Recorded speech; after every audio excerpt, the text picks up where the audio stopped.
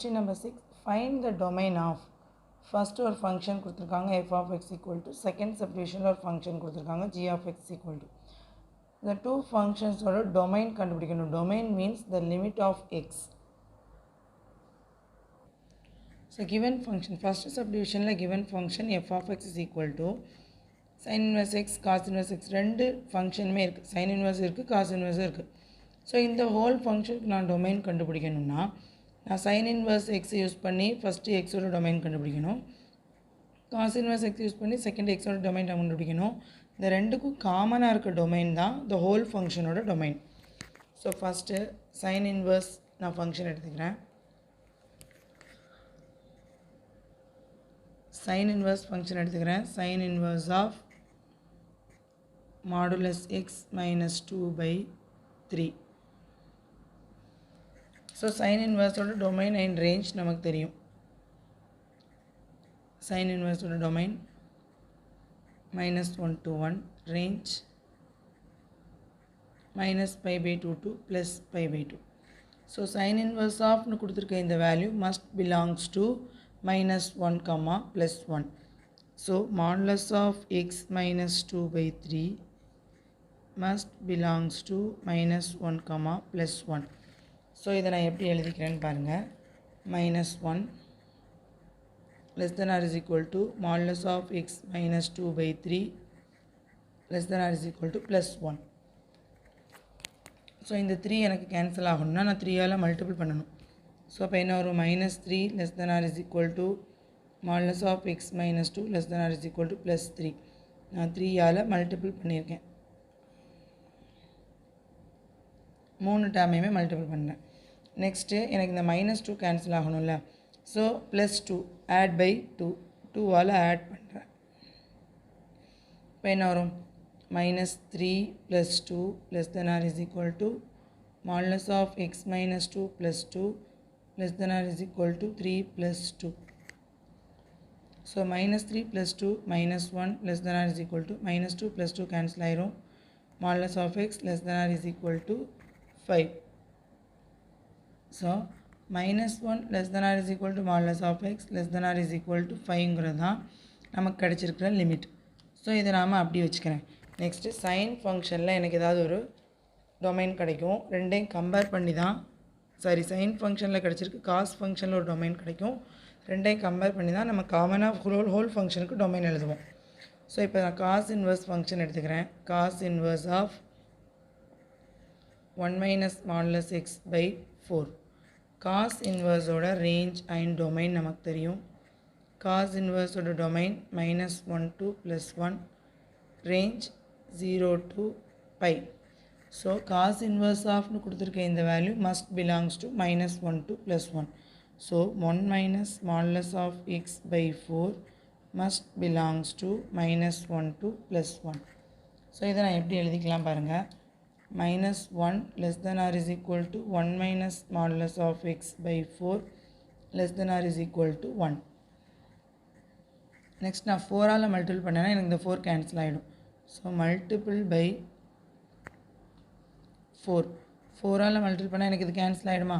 4ஆல் multiple பண்ணால் எனக்கு என்ன கிடைக்கும் பாருங்க. -4 less than or is equal to 1 minus modulus of x less than or is equal to 4. Next இந்த +1 கேன்சல் ஆகணும். ஸோ சப்ட்ராக்ட் 1 சப்ட்ராக்ட் பண்ணுறேன். இப்போ என்ன கிடைக்கும் பாருங்கள். -4 -1 less than or is equal to 1 minus modulus of x minus 1 less than or is equal to 4 minus 1. +1 -1 cancel ஆகிடும். இந்த term என்ன ஆயிரும்? -5 less than or is equal to minus of modulus x less than or is equal to 3. So இங்கே minus of modulus எக்ஸுக்கு தான் domain கிடைக்குது, range கிடைக்குது. நான் இப்போ எனக்கு மாடுலஸ் ஆஃப் எக்ஸுக்கு தான் வேணும். ஸோ மைனஸால் மல்டிபிள் பண்ணுறேன். மைனஸால் மல்டிபிள் பண்ணும்போது -5 + 5 ஆகிடும். Minus modulus X plus modulus X ஆகிடும். 3 -3 ஆகிடும். பட் நான் மைனஸால் மல்டிபிளோ ஆர் டிவைடட் பையோ பண்ணும்போது எனக்கு என்ன ஆகும் அப்படின்னா, எனக்கு இந்த value less than or is equal to greater than or is equal to change ஆகிடும். ஸோ இதை நான் அப்படி ரிவர்ஸில் எழுதுவேன். -3 less than or is equal to modulus of x less than or is equal to 5. So இதில் எனக்கு ஒரு limit கிடைக்குது. ஸோ இந்த ரெண்டுக்கும் காமனாக உள்ள லிமிட் தான் ஹோல் ஃபங்க்ஷனோட limit. -1 < (mod of x < 5), -3 < (mod of x < 5). So இந்த ரெண்டுக்கும் காமனாக ஒரு லிமிட் நான் எழுதணும். ஸோ இப்போ நம்பர் லைன் போட்டு பார்க்குறேன். நம்பர் லைன் பாருங்கள். இதான் 0 +5 எடுத்துக்குவோம். -1 இருக்குது, -3 இருக்குது. நான் -5 இங்கே எடுத்துக்கிறேன். ஸோ இப்போ பாருங்கள், -1க்கு அப்புறம் இருக்கிற பாயிண்ட் எந்த பாயிண்ட் எடுத்தாலும் இதுவும் சாட்டிஸ்ஃபை ஆகும், இதுவும் சாட்டிஸ்ஃபை ஆகும். இப்போ நான் -3 எடுத்துக்கிறேன். -3 இப்போ -2 எடுக்கிறேன். -2 எடுத்தேன்னா எனக்கு இது சாட்டிஸ்ஃபை ஆகும். பட் இது சாட்டிஸ்ஃபை ஆகுமா?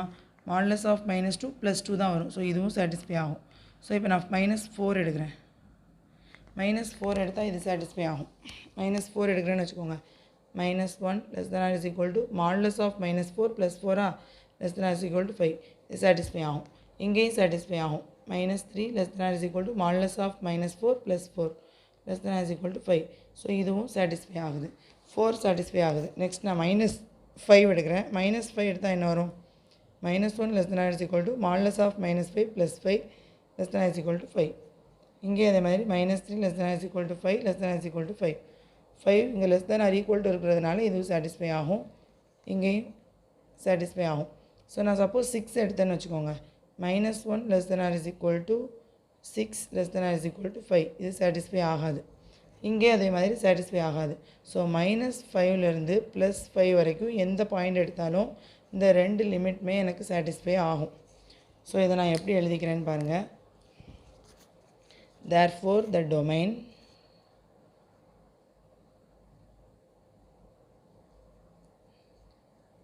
-5 < (x) < +5. -5 to +5 வரைக்கும் எந்த லிமிட் எடுத்தாலுமே எனக்கு இந்த ரெண்டுமே சாட்டிஸ்ஃபை ஆகும். Therefore given ஃபங்க்ஷனுக்கு domain x belongs to closed interval -5 to +5. இதுதான் given ஃபங்க்ஷனோட டொமைன். ஃபஸ்ட்டு அதில் ரெண்டு ஃபங்க்ஷன் இருக்குது, சைன் அண்ட் காஸ் இருக்கிறதுனால ரெண்டுக்கும் தனித்தனியாக நான் லிமிட் கண்டுபிடிக்கிறேன். ரெண்டுக்கும் காமனாக உள்ள லிமிட் லாஸ்ட்டாக எழுதிக்கிறேன். அதான் அந்த ஹோல் ஃபங்க்ஷனோட limit. Second subdivision sin inverse x + cos inverse x. So function வந்து இங்கே சிம்பிளாக தான் இருக்குது, பட் ரெண்டு ஃபங்க்ஷன் இருக்குது. ஸோ ஃபஸ்ட் நான் sin inverse ஃபங்க்ஷன்லேருந்து எக்ஸோட லிமிட் எடுக்கிறேன், cos inverse ஃபங்க்ஷன்லேருந்து எக்ஸோட லிமிட் எடுக்கிறேன். ரெண்டுக்கும் காமனாக உள்ள லிமிட் லாஸ்ட்டாக எழுதுவோம்.